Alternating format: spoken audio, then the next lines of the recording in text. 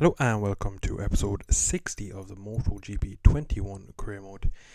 We are back finally after moving away. I'm finally back with another video. In today's episode we are off to Austria for a track that's going to be pretty difficult in my own opinion for this bike. I struggle a lot with braking, and that's pretty much Austria is a drag circuit with 3 big heavy braking zones, so not really looking forward to this one, but what can you do? Just doing a bit of on screen, just turning down a few people there that I do not need.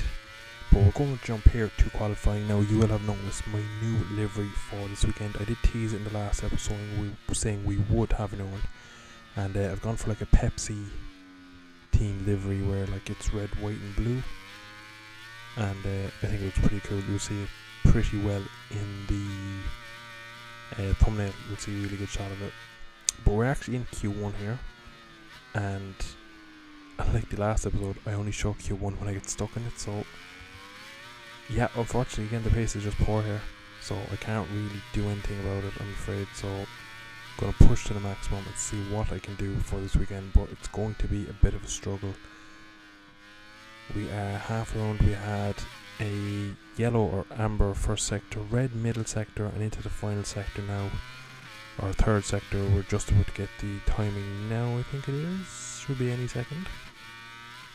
No, I reckon it's glitch. Oh no, there we go, 23 over, so we are quite a way off, so we're going to be in the 25s at its rate. There is like 5 bikes in that penultimate corner there for some reason. And into the final corner, out we come up to the line. It's going to be a 25, and unfortunately it's like P15 on the grid, so Miller's gotten pole. We have 10 laps to rectify this situation. What can we do from all the way back here? It's going to be a tough one. It's imperative we get a good start. We get initial launch pretty good, and we tuck down the inside into one, just having a small little skip on the brakes, and we actually hit the apex. The owner hit the apex. There was a crash further behind, I think it was Rossi, and we make up a lot of positions here. You can see up into P10, hard on the brakes into turn 3 we come. You can see how much the AI are better than me on the brakes.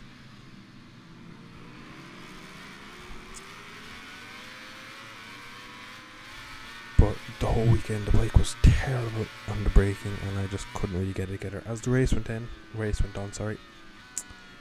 the bike started to feel a bit better, but not overall enough where I could outbrake people comfortably. It was still, every time I outbroke someone, it was a bit of a risk.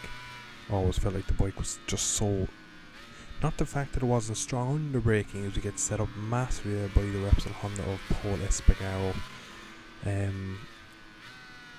Critical there as well. We got our first track limits warning. That's going to come into play later in the race. Not going to say anything more, but as I was saying, the braking power is there. It's just the bike is so sensitive to the bumps in the braking zones. Just you can see there again, big stoppy, the bike skips around, and unfortunately it is one of the biggest issues this bike has. It's just so sensitive to bumps, and this game is covered in them, and we are struggling with front end feeling as well. So a good start. Went back a small bit as the lap ended, but we are on the back now of Binder, and we look like we're just going to slide up the inside of a huge moment out of turn 1 there. The rear end completely snapped, but we jump back into the slipstream for a brief second on Brad Binder. Going to leave the brakes off. This is one area here. It was like go onto the grass on the outside.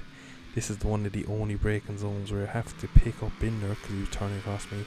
He was all my drive. Collisions with Frankie Morbidelli, it's all kicking off here at the back. But that's one of the only braking zones, as I was saying, that I can actually pretty much brake in. This one here is probably the worst. See how unsettled the bike is. I'm unable to match the AI as much. I can match them, but it's, well, like if you're only matching them, you pretty much need to be ahead of them going into the braking zone, which is almost impossible. But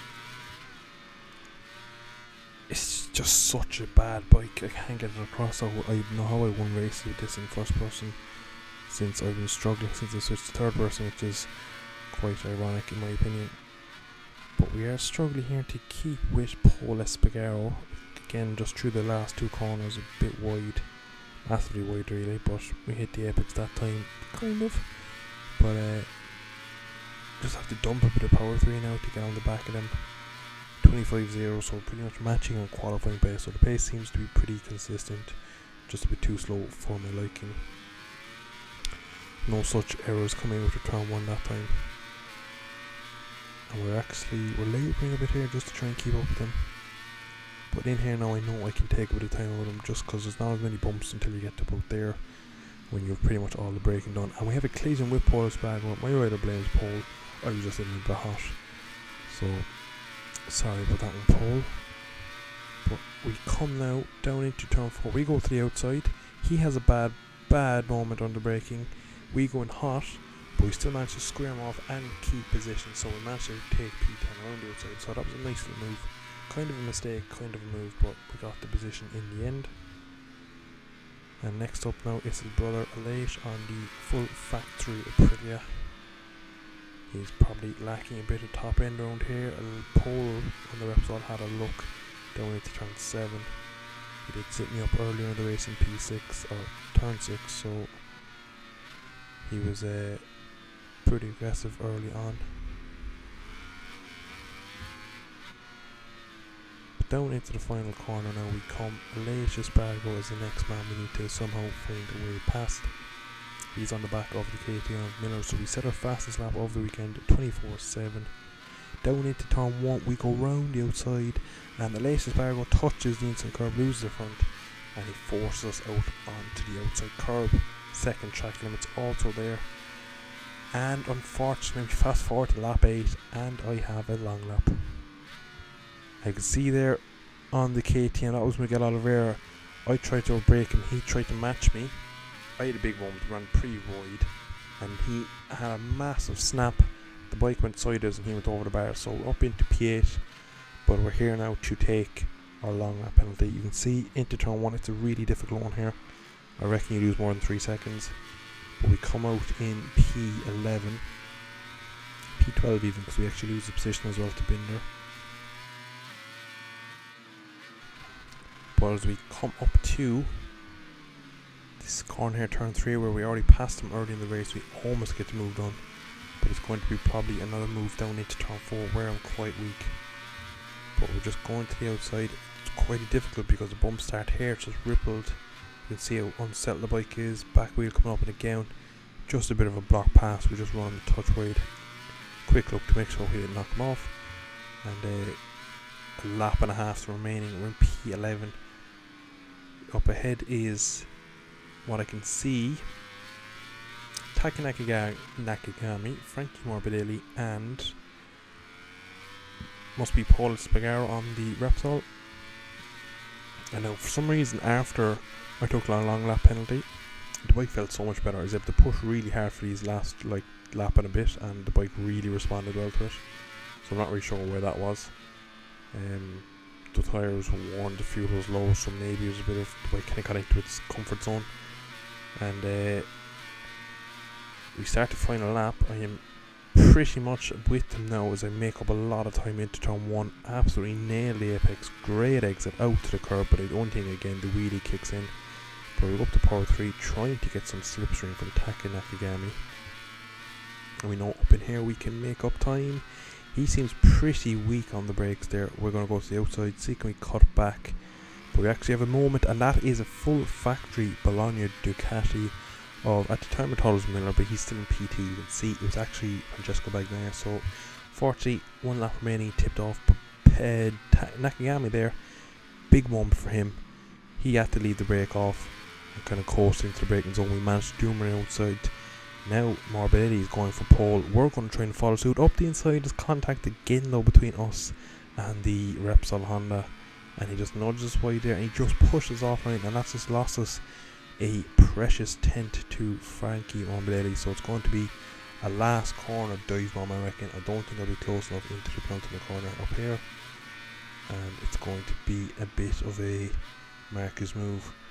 We're trying to set it up, we get nice and tight, we pick the bike up, burst of acceleration, we have a look, but unfortunately we can't get it done. We just don't have the tyres underneath us or the bike.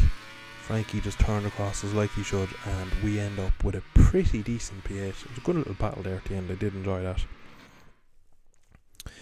But Fabio Quartararo, one of our main title men, came home with the win. Mir in second, Miller got pipped to third, and Valentino and Francesco both crashed, I'm afraid. And that means we lose the championship lead because Fabio's won more races than me. So down to second. Miller's 15 points off. And we dropped to P5 in the teams. And we are still leading the constructors, thankfully. Now, you see here, we get a victory for Rizal in Moto 3 and a P5 for Hernandez. So pretty good round for the Moto 3 boys. But I am going to leave there. Now, I am running a different setup here today. I'm running a laptop. I'm holding my mic in my hand. So if any of the audio sounds a bit off, or the gameplay doesn't look as smooth, or just my writing in general, there is reason for it. I'm still trying to find a good way to set up. This is my first attempt at a video since moving to my new accommodation. So it's all up in the heap at the moment.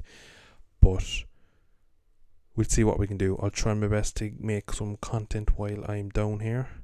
And I hope the content is as good as normal. I will try my best to see what I can do, but I am pretty limited to tools at the moment, whereas at home I pretty much have everything. I can make decent content the whole time. But anyway, I am going to leave it there. I hope you have enjoyed today's episode 60 of the MotoGP Career Mode. I shall see you in the next one. Bye bye.